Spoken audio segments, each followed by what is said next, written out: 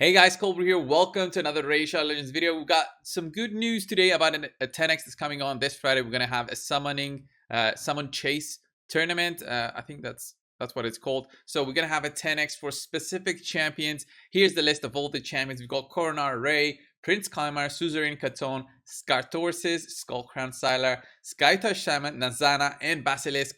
All these champions, in my opinion, are really good in especially one area of the game, and that's being they all have great AoEs, but also AoE on their default skill. So every single one of those has AoE on their default skill. And I think it's a great 10x if you're having issues with faction wars. We're going to go through the champions, but before that, I'm just going to say the reason that this 10x is so great is especially for newer players or mid-game players who have difficulties in progressing through the faction wars. Why I'm saying this is because champions that do have an A1 that does an AoE on their default skill. So let's go over Coronar, for example, who is a fantastic Void champion if you are having issues progressing through either Faction Wars or Doom Tower. Why I'm saying Faction Wars is because all these 10x's currently give you a champion from a different faction. So it's not like let's say you do have Scylla. Scylla can be used for all areas of the game, and she's gonna be very helpful for the Doom Tower. But if you're having difficulties in Skinwalkers, like Coronar was the single reason I finished off Skinwalkers to 21 on Faction Wars without any real difficulty, because he was just a fantastic carry. He has this on his A1. A fantastic way to just decrease turn meter on his A1, but just 5% or 10% if you got Minaya on the same team for Doom Tower. But it's not only that, guys. The reason that A1s, that AoEs are so good in progressing through content is because you just equip these champions with a stun set and they become 10 times better, especially champions that can maybe counter. It just makes it 10 times better. Okay, so all of these champions that are introduced with this 10x have this in their kit, the default skill that does an AoE. Let's say Skullcrown, you need to build her in a stun set. You can do that, but I honestly think if you're having issues in progressing, go for this 10x. Even if the 2x is coming on next week for Void, if you're having issues progressing through, then this is your best chance, honestly, in picking up some of these champions. Voids, well, personally, for my main account, I won't be opening Voids. Maybe for my free brew account, which I'm on right now, maybe I'll be opening some ancient shards as well, because I also need to get some fragments for Yoshi. So it's a double combination. But especially Prince Kaimar is a champion that I do need to get on my main account. So I'll be pulling up some of my ancient shards and hoping to get a Prince Kaimar, hoping for the best, honestly. So saying that, let's go over the champions one by one. We went over Coronar very fast, but his A1 has an AoE on his default skill, and then he does have a provoke on his A2 for all enemies, and also places a block debuff buff and an increased defense buff on this champion for 2 turns.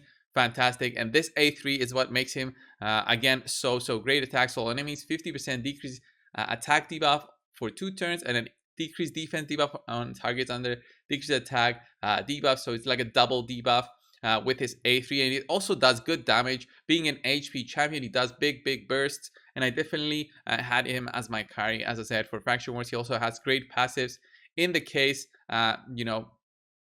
he kills an enemy, like Coronar does get a counter. He kills an enemy, and he also counterattacks when hit by enemies under decreased attack, decreased defense, or decreased speed. So he definitely works well with other champions that do have that, but he also applies them on his own, and always counterattacks when Minaya is on the same team. So great champion, great Void legendary if you do happen to pick up one.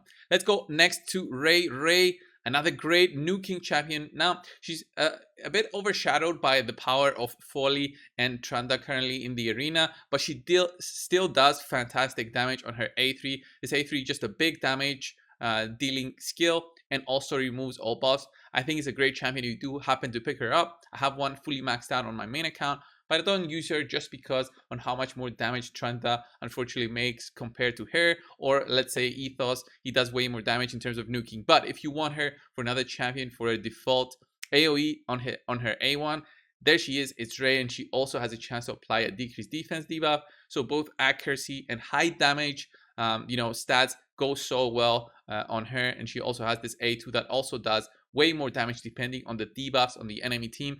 So already two fantastic champions to pick up. Then we go over to Prince Kaimar, who I think is one of the best ones offered for this 10x.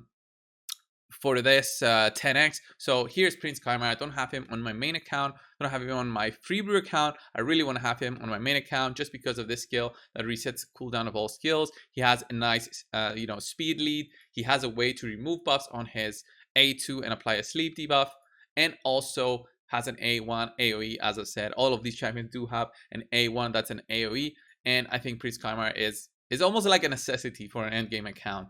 It feels like you don't have an endgame account until you have those key champions, and Prince Kaimar is one of those. 100%, no doubt about it. So next one is Suzerain Canton. Suzerain Canton is a champion that I do like in some, in some ways in the game, but he still needs some improvement, but he does have that basic thing with his A1 doing an AoE. He also has a way to remove shield, block damage, and unkillable buffs from all enemies without the need to have any accuracy. So I do like this part. If you're having issues with buff removal, especially that shield buffs in the arena, then Suzerain Canton is the key for that. Maybe you want to have one at level 1 when you want to do some end game arena tactics, then this is your champion. It's his time to shine, honestly, with this 10x.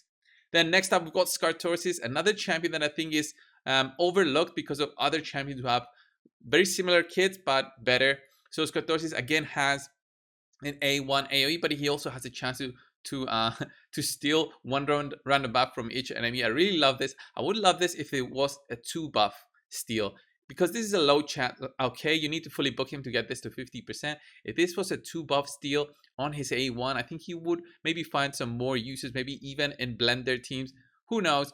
And then his A2 is a nice increased attack and critical damage, and then his A3 is a way to heal back all your team, remove the debuffs, and also it really depends on the amount of debuffs on the team. I really like this champion, especially as a counter attack. Next up, guys, you know her, Skullcrown, fantastic champion, Void Nuker.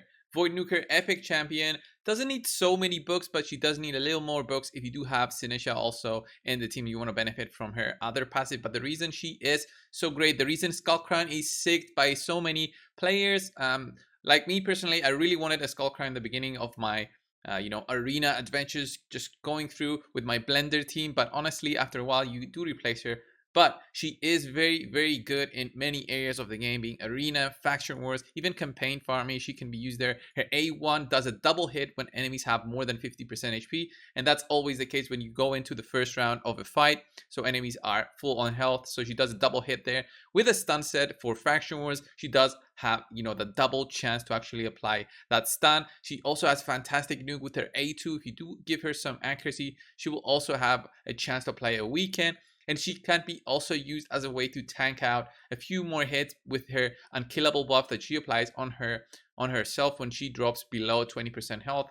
So this is very annoying in arena and can be very, very annoying if she also has Sinisha there also on the team, which can help her revive again when she dies. So fantastic champion, Skullcrown is, especially for newer and mid-game accounts. And then there's even some end-game accounts that do seek her out just because they want to build an endgame nuking team as a blender team. Next up is Scylla. Scylla, I think, is a great carry that is overlooked again by other legendaries. But if you don't have the legendaries, then Scylla is just great. I did feature her in some of my videos, and I think she doesn't have anything that's negative about her. She does have a nice speed on faction crisp by 22%, has a way to apply a decreased speed debuff and a decreased determinator of all enemies by 40% on a 4-turn cooldown.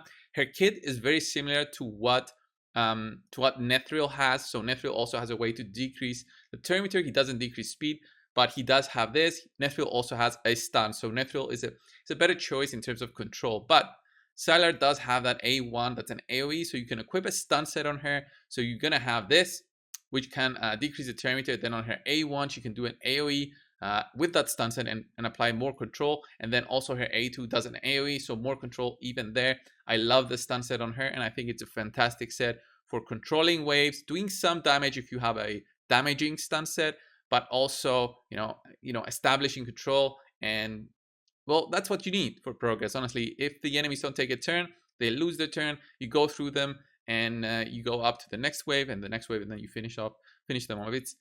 It's very simple. Then Skyta Shaman. So Skyta Shaman, I did feature her in a video some time ago, showcasing her potential for arena. She's definitely very useful in there, but there's other uses for her since she does have fantastic heal on her passive. So whenever she does take a turn, she receives some damage, but in turn she heals all allies except herself, equal to half of the lost HP. So if the lower HP she is, the more healing she will be doing. She does have that A1, that's an AOE, but that's not really what people use her for. They use her for her A2, removes all debuffs from all allies, then plays a revive on death and a block debuff buff for 2 turns. This is why I use her in my arena push, my platinum push. You've probably seen my videos. If you haven't, check that out. But she is the key in beating teams that do apply debuffs to your whole team. Equip her with an immunity set, and that cleanse is just going to be fantastic for your whole team. I just love it. Here's Nazana, another champion that does have the A1 AOE. Very simple, nothing to add to it. She does have an ally protect on all allies and a 3-turn cooldown when you fully book her, and she does have a way to apply a decreased attack on a 3-turn cooldown, again if you fully book it. Not a bad champion to pick up if progress is what you require. Again, that stun set is going to make all the difference. And then finally, guys, Basilisk is a great champion, no question about it, for both Faction Wars 21. If you're looking to progress through it, you kind of need to have a Basilisk because he has an A1 that's an AoE. He has a way to revive himself, and he also has a way to just guarantee a stun on an enemy with a 3-turn cooldown. I love the Basilisk. He does big damage. Check my video out on him. I do feature him and showcase what he can do with an end game Savage set. So the Savage set definitely helped me out in clearing out both Faction Wars 21, but also when we did have that epic special stage secret room for the hard doomed heart. So definitely check out this 10x if you're really interested in progression. I know many of you guys still have a way to go in both normal Doom Tower, hard Doom Tower, or maybe even Faction Wars. So this 10x is important for all the reasons that I've stated. The champions are good. Their A1 has that AoE, and because of the variety of factions over through the 10x, I think it's a good time to summon if you don't have any other way to establish control. So check on your teams first. Really think if you do want to use your shards, because the chances are not going to be increased. It's just going to be a 10 times those champions only. It's not going to be double, so it's not going to be 1% chance. For legendary, it's going to be 0.5%. Very low chance. Depending on your mercy, it might be a long way to go. So definitely think about before summoning. I'm not saying go summon them, but if progress is what you're looking for, then this I think is one of the best 10x we had so far. Thank you guys for watching. Subscribe if you haven't already, and guys, I'll see you in the next one. See ya.